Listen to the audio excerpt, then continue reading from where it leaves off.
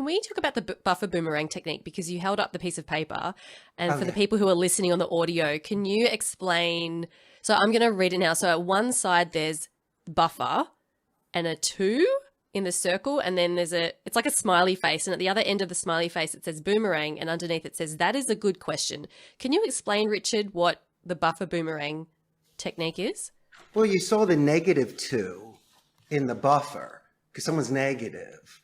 And so what I need to do is I need to buffer the negative, name drop you to get your attention again. I can't say it's a great question every time. You can't beat that horse to death, but let's just use it that's an excellent question. Repeat the question back, which I did to Aaron, and then send it. And if your audience can't see, or the ones that can, I was smiling the entire time talking to you.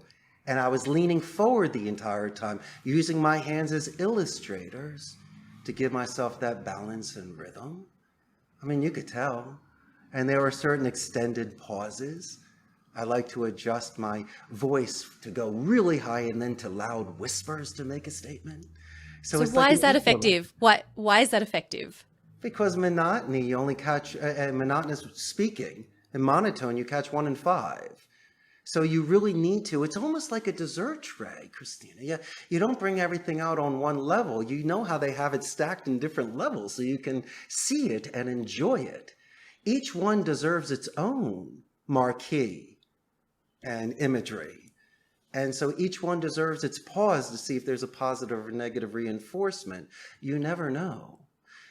And I don't like jumping the gun, because some people could be so amazed and they're pondering and they're waiting to say something back.